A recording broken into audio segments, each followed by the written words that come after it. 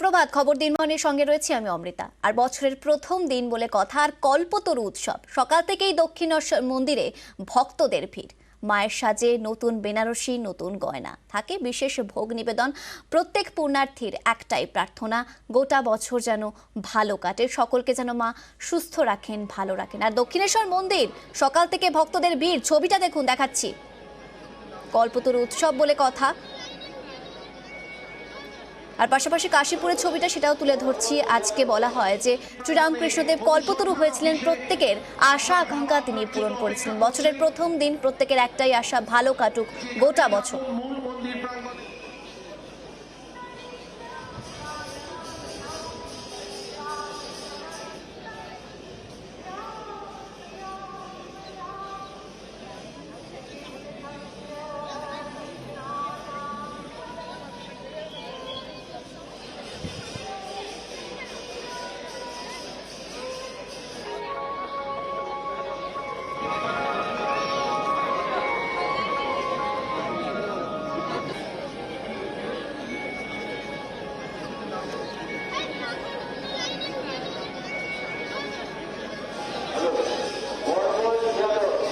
দু জায়গার ছবি আপনাদের দেখাচ্ছি এবং দুটো জায়গাতেই কিন্তু সকাল থেকে পুণ্যার্থীদের ঢল।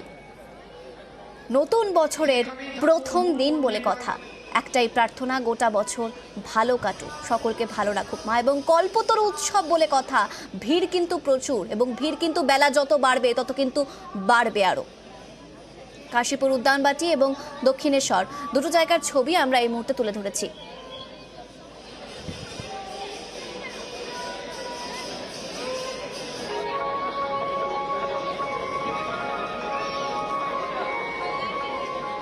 আর দুই জায়গা থেকে আমার সঙ্গে দুই প্রতিনিধি এই মুহূর্তে রয়েছেন। দক্ষিণেশ্বর থেকে রয়েছে ইরন এবং কাশীপুর উদ্যানবাটি থেকে রয়েছে জুনেলা। আমি প্রথমে একটু ইরনের সঙ্গে কথা বলি। দক্ষিণেশ্বর থেকে রয়েছে ইরন। দক্ষিণেশ্বর বলে কথা, বলা হয় কল্পতরু উৎসব, শ্রীরামকৃষ্ণ নাকি আজকের দিনে প্রত্যেকের আশা আকাঙ্ক্ষা পূরণ করেছিলেন। তো এই দক্ষিণেশ্বরে ভিড় তো তার মানে বাড়তি, এবং সকাল থেকে ভিড়। কি ছবি দেখতে পাচ্ছ এবং মায়ের বিশেষ সাজ, সেটাই বা কি?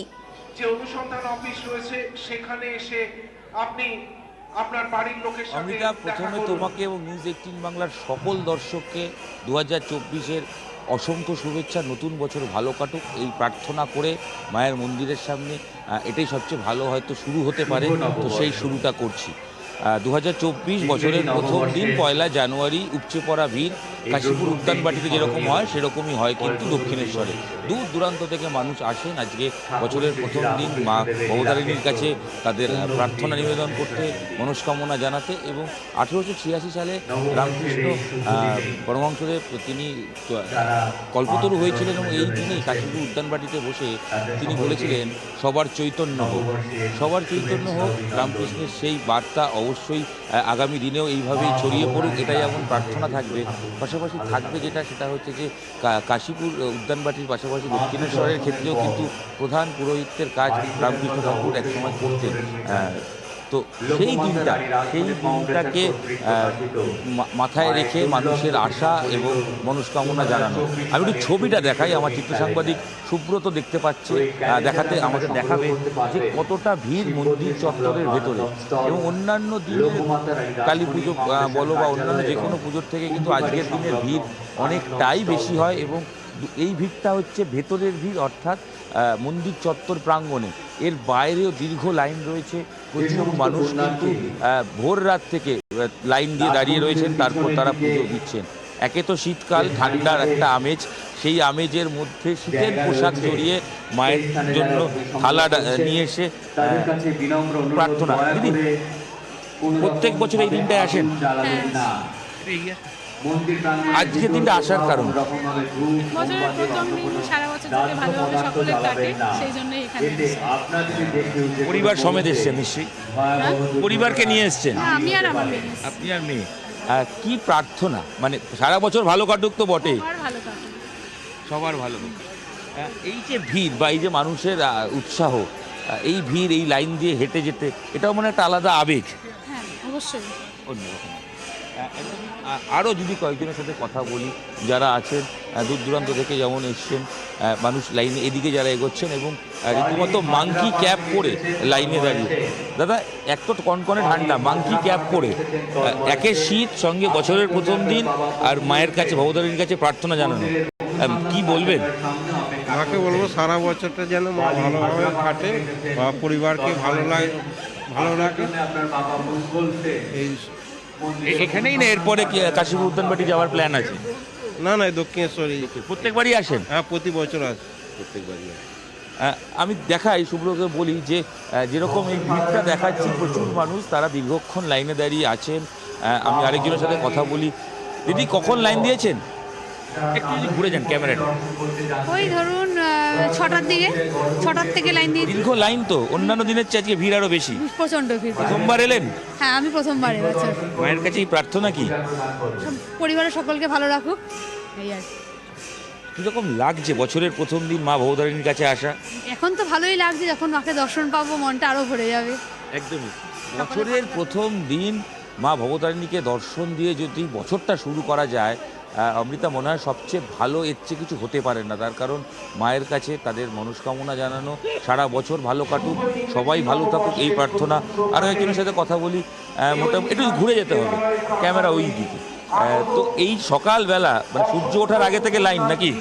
5টা 5-এ লাইন দিয়েছি। 5টা 5, সেই লাইন থেকে হেঁটে হেঁটে আসলেন? পুরো বাইরে থেকে দাঁড়িয়ে একদম লাইন দিয়ে দিই।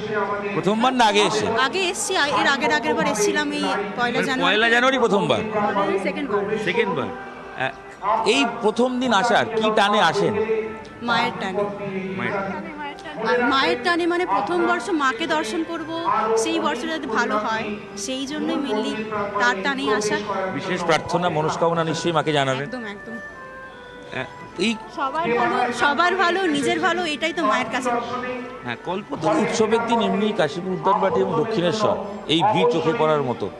প্রচুর মানুষ আসেন একই জায়গায় বারবার আসতে, কতটা ভালো লাগা কাজ করে, কারণ মায়ের টান, মায়ের ডাক, এটাই সবচেয়ে বেশি।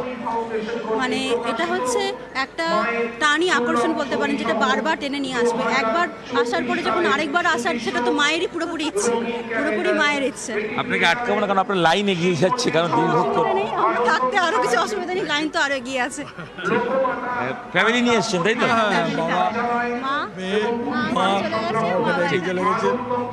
মা বাবাকে সঙ্গে নিয়ে মায়ের কাছে বছরের প্রথম দিন আসা, পুজো দেওয়া। এবং আমি আরেকবার বলি, সুব্রত, আমার চিত্র সাংবাদিক যাকে বন্ধুকে দেখানোর জন্য, এই লাইন, বিভিন্ন শিব মন্দিরগুলো সামনে মানুষের, ভক্তদের যেরকম ভিড়, মানুষ যেভাবে লাইন দিচ্ছেন, এবং বেলা যত গড়াবে এই ভিড় কিন্তু তত বাড়বে। এবং সারা দিন মানুষ কিন্তু আসবেন, পুজো দেবেন, প্রার্থনা জানাবেন, এবং অবশ্যই সারা বছর ভালো কাটুক এই প্রার্থনা সকল যারা আসতে পারেননি সেই সব দর্শনার্থী, পুণ্যার্থীর তরফ থেকে আমাদেরও থাকবে, আমাদের তরফ থেকেও সেই প্রার্থনা থাকবে যে আগামী বছর, অর্থাৎ এই বছর 2024 একেবারে ইরন যেমনটা বলছে, সবার ভালো একদম হোক। নতুন বছরের প্রথম দিন বলে কথা, এবং কল্পতরু উৎসব, প্রত্যেকের একটাই নিবেদন মায়ের কাছে, যেন নতুন বছর ভালো কাটে, মা যেন সকলকে সুস্থ রাখেন। এবং ভোর থেকেই ভক্তদের কিন্তু ঢল নেমেছে দক্ষিণেশ্বর মন্দির। তবে 1885 সালে কিন্তু শ্রীরামকৃষ্ণ দেব তিনি অসুস্থ হয়ে পড়েন, তারপর দক্ষিণেশ্বর থেকে তাকে কাশীপুর উদ্যানবাটিতে নিয়ে আসেন তার অনুগামীরা, এবং এখানেই 1 জানুয়ারি কল্পতরু হন তিনি। এবং কল্পতরুর বিশেষত্ব কি, তিনি নাকি প্রত্যেক ভক্তের আশা পূরণ করেছিলেন।